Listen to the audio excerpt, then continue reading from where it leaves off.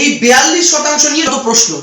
এই কেন্দ্রীয় সরকার, আমরা এতদিন জানি কেন্দ্রীয় সরকার টোটাল 33 টাকা নেয় 1 লিটার পেট্রোল থেকে, আর রাজ্য সরকার নেয় হচ্ছে 18 টাকা মতো।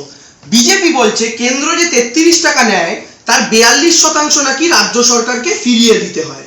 ফলে সেই অঙ্কটা দাঁড়াচ্ছে যে 33 টাকার 42% হচ্ছে 13 টাকা সামথিং। তো এই 18 টাকার সাথে নাকি 13 টাকা যোগ হয়, আর 13 টাকা যোগ হয় 8 আর 3 11 এক, আর 31 টাকা হয়ে যায় রাজ্যের টাকা।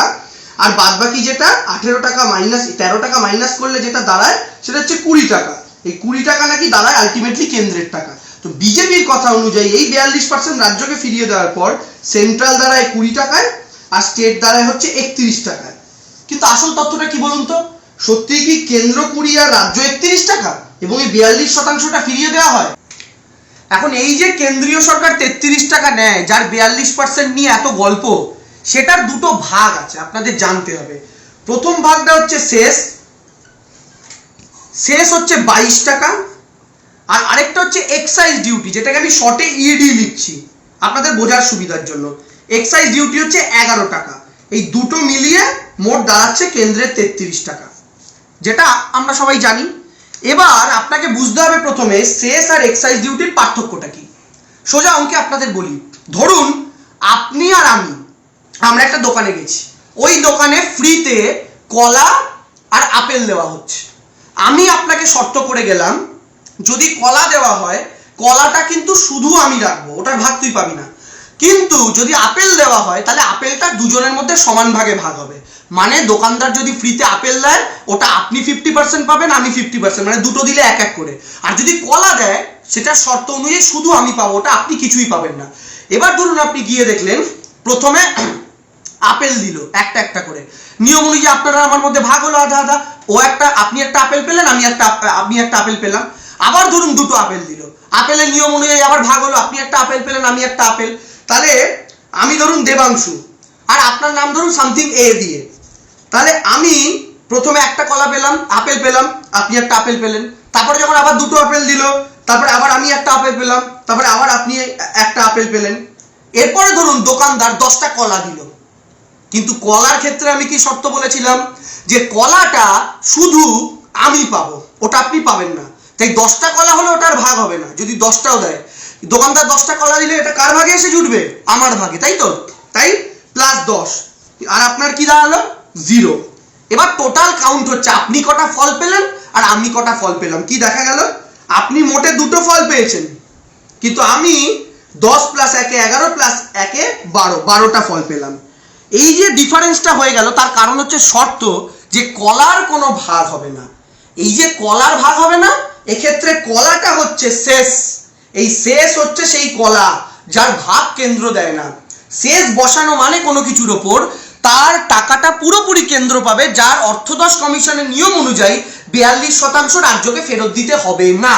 তাহলে কেন্দ্র তো প্রতি লিটার থেকে 22 টাকা তুলছে, এই 33 টাকার যে ভাগটা হচ্ছে।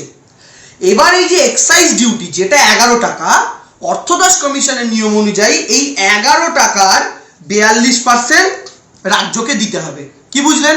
এই 11 টাকার 42% দিতে হবে। এবার বোর্ডের নিচের দিকে আমরা আসুন। 11 টাকার 42% কত দাঁড়াচ্ছে? সাধারণ অঙ্ক আমরা করে দেখেছি 5 টাকা। যেহেতু এর 42% দিতে হবে, 22-এর নয়, তাই এর 11 টাকার এক্সাইজ ডিউটির 42% 5 টাকা, যেটা রাজ্য ফেরত পাবে। তাহলে কেন্দ্রের ছিল 33, আবার করি, সেন্ট্রালের 33, আর স্টেটের কত ছিল? 18। কেন্দ্রের 33 টাকা থেকে 5 টাকা রাজ্যে এলো, +5, কত দাঁড়ালো রাজ্য সরকার? 23। আর সেন্ট্রালের যেহেতু 5 মাইনাস হলো ওই 11 টাকার 42% দিতে গিয়ে, তাই -5 হয়ে কেন্দ্রীয় সরকার দাঁড়ালো 28। এই যে কেন্দ্র 28, এটা 33, অর্থদশ কমিশনের নিয়ম অনুযায়ী যে ভাগটা হয় সেটাতেও দাঁড়াচ্ছে আলটিমেটলি কেন্দ্র 28, রাজ্য 23। এক্ষেত্রেও কেন্দ্র 5 টাকা বেশি পাচ্ছে। তাই বিজেপি নেতারা আপনাদের যেটা গোল খালাচ্ছে সেটা হচ্ছে এই গোটা 33 টাকার 42% ভাগ করে দিচ্ছে। আপনারা ওদেরকে বলবেন এই 33 টাকার মধ্যে 22 টাকা হচ্ছে এই কলার গল্প, যেটার ভাগ কেন্দ্র কাউকে দেয় না, আর এক্সাইজ ডিউটি হচ্ছে সেই আপেল যেটার ভাগ হবে রাজ্য আর কেন্দ্রের মধ্যে। আমি আপনি 50-50 করেছিলাম, ওরা রাজ্য আর কেন্দ্রের মধ্যে 42-58 করে। এবার আসল ধান্দায় আসুন, এই কি সত্যি 23 টাকা রাজ্য পায়? তাহলে এখন 42% ভাগ বটোয়ারা করার পর দাঁড়ালো যে কেন্দ্রীয় সরকার 28 টাকা পাচ্ছে প্রতি লিটার পেট্রোল, আমরা কিন্তু পেট্রোলের উপর হিসাবটা করছি, ডিজেল ধরছি না, ডিজেলে আরো খারাপ অবস্থা, আর স্টেট পাচ্ছে 23 টাকা। এবার আগেরটায় মনে আছে তো যে 11 টাকার 42% হয়েছিল, সেই কারণে 5 টাকা, তো 5 টাকাটা আমি লিখলাম যে 5 টাকাটা কেন্দ্র থেকে মাইনাস আর রাজ্যের সাথে যোগ হওয়ার পর রাজ্যের 18 টাকাটা 23-এ দাঁড়িয়েছে আর কেন্দ্রের 33টা 28-এ দাঁড়িয়েছে। এটা ক্লিয়ার সবার? এবার এই যে 5 টাকা দেওয়ার কথা, এটা কি কেন্দ্র দেয়? না, এখানেই আসল ফান্ডা। কেন্দ্র তাহলে কত দেয়? কেন্দ্র দেয় হচ্ছে প্রতি লিটার পেট্রোলে রাজ্যগুলোকে 75 পয়সা।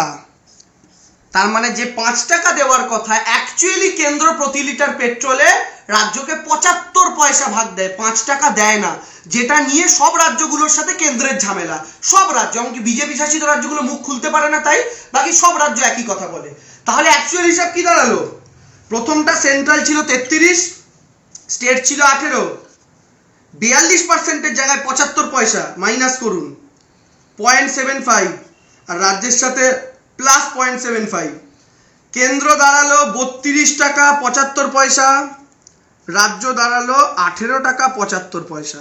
এটা হচ্ছে অ্যাকচুয়াল ভাগ বাটোয়ারা যেটা হচ্ছে এই মুহূর্তে দাঁড়িয়ে। তার মানে বিজেপি প্রথম বোকাটা আপনাদের বানাচ্ছে এই গোটা 33 টাকার 42%-এর গল্প শুনিয়ে, যেটাতে কলা আপেলের ভাগটা করছে না, মানে সেস আর এক্সাইজ ডিউটির ভাগটা করছে না। আর দ্বিতীয় বোকা বানাচ্ছে আসলে ওরা কত টাকা দিচ্ছে, এটার পর তো আসে 5 টাকা পাওয়ার কথা, যেটা বিজেপি গোটা 33-এরই 42 করে দিচ্ছিল, ওটা অ্যাকচুয়ালি 11-র 42% হচ্ছে, কিন্তু 11-রও 42% দিচ্ছে না, কেন্দ্র আসলে দিচ্ছে 75 পয়সা।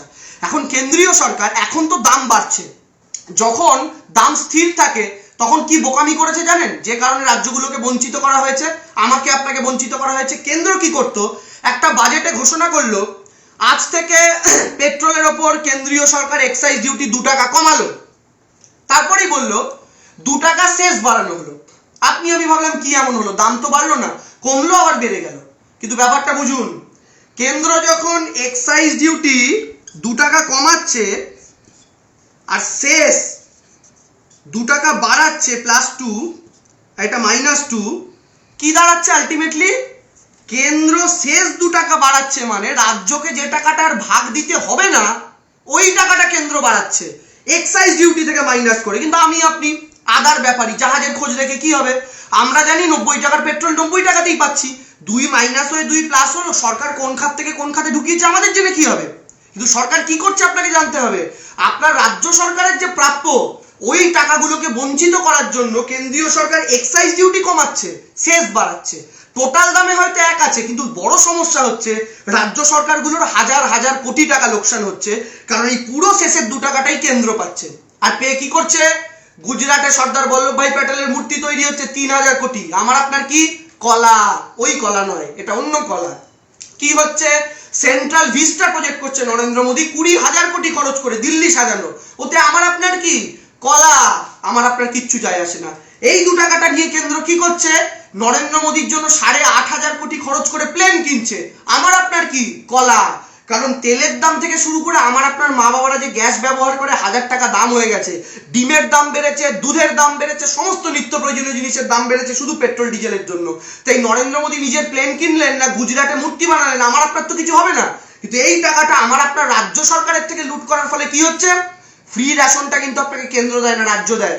ন্যায্য মূল্যে ওষুধ আপনাকে রাজ্য দেয়, হসপিটালে ফ্রি চিকিৎসা রাজ্য দেয়, স্বাস্থ্যসাথীর কার্ডের অপারেশন রাজ্য দেয়, কন্যাশ্রী রাজ্য দেয়, স্কুল রাজ্য বানায়, বই খাতা রাজ্য দেয়, সবুজ সাথীর সাইকেল রাজ্য দেয়। আপনার রাস্তাঘাট, মেন যে রাস্তা কলকাতা সহ গোটা রাজ্যে দেখছেন ঢালাই রাস্তা, সব রাজ্য করে। ফলে রাজ্য থেকে বঞ্চিত হওয়া মানে আলটিমেটলি আপনার এলাকার উন্নয়নের গতি স্লথ হয়। এবার আপনাদের আরেকটি ইন্টারেস্টিং তথ্য বলি, যেটা বিজেপি আপনাদের কখনো বলবে না, শুনুন। এই যে সংখ্যাটা দেখছেন 2014 30,000 কোটি আর 2020 2,94,000 কোটি, এটা কি জানেন? শুনলে চক্ষু চড়ক গাছ হবে। শুনুন, কংগ্রেস সরকার যখন ছেড়ে চলে যায় মনমোহন সিং এর সরকার, সেই 2014 সালে কেন্দ্রীয় সরকার পেট্রোল ডিজেল থেকে টোটাল রোজগার করেছিল 30,000 কোটি। মনমোহন সিং এর শেষ সরকারের শেষ বছর পেট্রোল ডিজেল থেকে কেন্দ্রীয় সরকারের রোজগার 30,000 কোটি। আর নরেন্দ্র মোদীর 2020, যেহেতু 21টা পুরোপুরি হয়নি, 2020-তে কেন্দ্রীয় সরকার অর্থাৎ মোদী জমানার কেন্দ্রীয় সরকার গত বছর পেট্রোল ডিজেল বাবদ কেন্দ্র রোজগার করেছে 2,94,000 কোটি। অর্থাৎ আপনি যদি পুরোপুরি রাউন্ড ফিগার করেন প্রায় 3 লক্ষ কোটি টাকা। অর্থাৎ এই সময় 30,000 কোটি, এই সময় 3 লক্ষ কোটি। আপনি বলুন তো তাহলে কার কমানো দরকার করের টাকাটা? বিজেপি একটা কথা বলছে এই সময় মহামারী এসছে, এই সময় কি করে করা দরকার, কেন্দ্রের খরচ আছে ঠিক। আচ্ছা বাংলাদেশে আসেনি করোনা, শুধু ভারতে এসছে? পাকিস্তানে আসেনি করোনা, ভারতে এসছে? নেপালে আসেনি, শুধু ভারতে? শ্রীলঙ্কায় আসেনি, শুধু ভারতে? শ্রীলঙ্কা, বাংলাদেশ, নেপাল, মায়ানমার, ভুটান প্রত্যেকটা দেশে ভারতবর্ষের থেকে অনেক কম দামে পাওয়া যাচ্ছে। এমনকি আমি তো বাংলাদেশে 75 টাকায় সম্ভবত পেট্রোল পাওয়া যাচ্ছে, আমি যতদূর দেখেছিলাম। আমি দামটা এখনো কনফার্ম বলতে পারবো না। প্রত্যেকটা দেশে কম। তাহলে সেই দেশগুলোকে কি করতে হয়েছে? প্রত্যেককে করোনা সামলাতে হয়েছে, সব দেশকে লকডাউন করতে হয়েছে, সব দেশকে মাস্ক, স্যানিটাইজার সব করতে হয়েছে, সব দেশকে অক্সিজেন প্ল্যান্ট বানাতে হয়েছে। বরং ভারতবর্ষ নিজের দেশে ভ্যাকসিন তৈরি করেছে। ভারত বায়োটেক বলুন বা সিরাম ইনস্টিটিউট, যে কোভ্যাক্সিন আর কোভিশিল্ড আমি আপনি নিচ্ছি ওটা ভারতে তৈরি। কিন্তু পাকিস্তান, বাংলাদেশ, নেপাল, ভুটান এদেরকে ভ্যাকসিন কিনতে হয়েছে। এদের দেশে ভ্যাকসিন তৈরি হয়নি, এদের খরচাটা ভারতের চেয়ে অনেক বেশি। কিন্তু তা সত্ত্বেও এই দেশগুলোতে কম, ভারতে বেশি। কিসের বাহানায়? আর কোনোদিন শুনেছেন রাজ্য সরকার পেট্রোলের দাম বাড়িয়েছে? না, কেন্দ্রীয় সরকার বাড়িয়েছে। বিজেপির নেতাদের প্রশ্ন করুন তো, নরেন্দ্র মোদী যখন 2014 সালে বারবার পেট্রোল ডিজেলের দাম বাড়া নিয়ে প্রতিবাদ করতেন, তখন কি এটা মাথায় রেখে করতেন না যে রাজ্য সরকারগুলো নাকি দাম কমাচ্ছে না বলে, কর কমাচ্ছে না বলে করছে? আচ্ছা বাদ দিন, মমতা ব্যানার্জি নাকি কর কমায়নি, তাও জেনে রাখুন 1 টাকা করে দিদি 2বার কর কমিয়েছে, কেন্দ্র একবার কর কমায়নি। মমতা ব্যানার্জি 2বার করার পর কেন্দ্র 2বার করুক? কেন্দ্র তো অনেক বেশি ট্যাক্স পায় রাজ্যের থেকে, করেনি, প্রথম কথা। আর দ্বিতীয় কথা, বিজেপি শাসিত তো আরো 20টার উপর রাজ্য আছে। কোন রাজ্য ট্যাক্স কমিয়েছে বলুন তো রাজ্য সরকার? সেসব রাজ্যগুলোতে সব 100 টাকার উপরে পেট্রোল। সেসব রাজ্যগুলো নিয়ে কোনো কথা বলছে না কেন ভারতীয় জনতা পার্টি? বিজেপি আরো একটা ভুল তথ্য দিচ্ছে, বলছে কংগ্রেস সরকারের সময় অয়েল বন্ড কেনা রাখা ছিল, আর সেই অয়েল বন্ডের জন্য এখন ভারত সরকারকে তার সুদ এবং আসলের টাকা দিতে গিয়ে নাকি পেট্রোল ডিজেলের দাম বাড়াতে হচ্ছে। এটা বলেছে তো, আপনারা শুনেছেন? আচ্ছা অয়েল বন্ড বাবদ কত টাকা করে দিতে হয় ভারত সরকারকে জানেন? দেখুন, অয়েল বন্ড বাবদ ভারত সরকারকে বছরে 10,000 কোটি দিতে হয় আন্তর্জাতিক বাজারে। কত? 10,000 কোটি, তাই তো? 10,000 কোটিটা কখন? মাসে নয়, বছরে। কিন্তু এই তথ্যটার দিকে আরেকবার তাকান তো, এই যে এই তথ্যটা, কেন্দ্রীয় সরকার বছরে কত টাকা করে রোজগার করছে এখন? 2,94,000 কোটি। এটা আগে কত করত? 30,000 কোটি। যখন আপনি 2,94,000 কোটি ইনকাম করছেন, সেখান থেকে তো আপনার 10,000 কোটি বছরে বন্ডের টাকা দেওয়া কোনো ব্যাপারই না।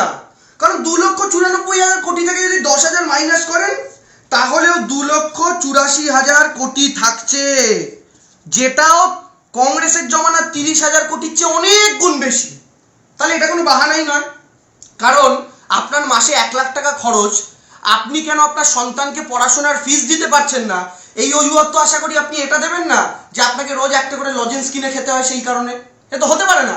আর যে 1 লাখ টাকা রোজগার করে তার জন্য 1 টাকার লজেন্স কখনো 200 টাকার সন্তানের পড়াশোনার বাহানা হতে পারে না। ঠিক সেভাবেই যদি 30,000 টাকা রোজগার থাকতো এখনো কেন্দ্রীয় সরকারের, আমি মানতে পারতাম 10,000 কোটি ইলেকট্রাল বন্ডের টাকা দিয়ে কেন্দ্রের অনেক ক্ষতি হবে, কারণ মাত্র 20,000 কোটি বাঁচবে। কিন্তু এখন তো মোদিজি 2,94,000 কোটি ইনকাম করেন, সেখান থেকে 10,000 কোটি দিলেও তো কিছুই না, হাতের ময়লা। তার মানে এই অয়েল বন্ডের কথাটাও সম্পূর্ণ রকমের মিথ্যা, মিথ্যা এবং মিথ্যা। বিজেপির লোকেদেরকে বলবেন এই পশ্চিমবঙ্গকে শেষ 14 মাসে আমাকে আপনাকে যা সামলাতে হয়েছে ওদের কাউকে হয়নি। করোনার প্রথম ওয়েভ গোটা দেশের সাথে বাংলা সামলেছে 2020-তে। আমফান কেবল বাংলাকে সামলাতে হয়েছে 2020-তে। 240 বছরের সবচেয়ে বড় ঝড় আমার দাদুর দাদুর দাদুর দাদুও দেখেনি। কোভিডের দ্বিতীয় ওয়েভ গোটা দেশের সাথে বাংলাকে সামলাতে হয়েছে। আবার ইয়াস, যেটা মেজর, শুধু বাংলাকে সামলাতে হয়েছে। তার মানে করোনা 1, আমফান, করোনা 2, ইয়াস, এই 4টে সমস্যাকে সামলানোর পর বাংলার সরকারের ট্যাক্স বাড়ানো উচিত ছিল পেট্রোল ডিজেলে, বাংলার সরকার বাড়ায়নি। তাই দেশের প্রয়োজনে বাড়াতে হয়েছে। এই কুযুক্তিটা বিজেপির নেতারা দেবেন না। যদি দেনও তাহলে প্রশ্ন করবেন, আচ্ছা গ্যাসে তো কোনো রাজ্য সরকারের ট্যাক্সের ব্যাপার নেই, তো এই মুহূর্তে দাঁড়িয়ে 900 টাকার কাছাকাছি রান্নার গ্যাসের দাম কেন বলুন তো? এই মুহূর্তে দাঁড়িয়ে গোটা দেশে ডিমের দাম বাড়ছে কেন, গোটা দেশে দুধের দাম বাড়ছে কেন? রাজ্য সরকার তাও বলেছে কেন্দ্র বাড়ালেও রাজ্য 2 টাকা বাড়াবে না দুধের দাম। রাজ্য সরকারের মন্ত্রী কদিন আগে বলেছেন সব জিনিসের মার্কেটে সবজির বাজারে আগুন। কেন? কারণ শুধু পেট্রোল ডিজেলের দামের জন্য। তাহলে গ্যাসের টাকাটা কেন বাড়াচ্ছেন মোদিজি? আর আপনারা যারা গ্যাস কিনছেন সত্যি করে বলুন তো, গ্যাসের ভর্তুকির টাকাটা আর ব্যাংকে ঢোকে? কত টাকা ঢোকায় নরেন্দ্র মোদিজি? এভাবে কেন্দ্রীয় সরকার পরস্পর আমাকে আপনাকে বোকা বানানোর একটা রাজনীতি করে চলেছে। এই ছোট অঙ্কের মাধ্যমে আপনাদেরকে বোঝানোর চেষ্টা করলাম। 1 নম্বর বোঝালাম যে সেস আর এক্সাইজ ডিউটির তফাৎ, এই দুটোর মাধ্যমে বিজেপি কিভাবে আপনাকে বোকা বানাচ্ছে, কোন টাকাটা আসলে দেওয়া হয়। দ্বিতীয় আপনাদের বললাম আসলে 42% দেওয়া হয় না, মানে এক্সাইজ ডিউটির 11 5%, মানে 11 42% যেটা 5 টাকা হয়, সেই 5 টাকা দেওয়া হয় না, আসলে 75 পয়সা দেওয়া হয়।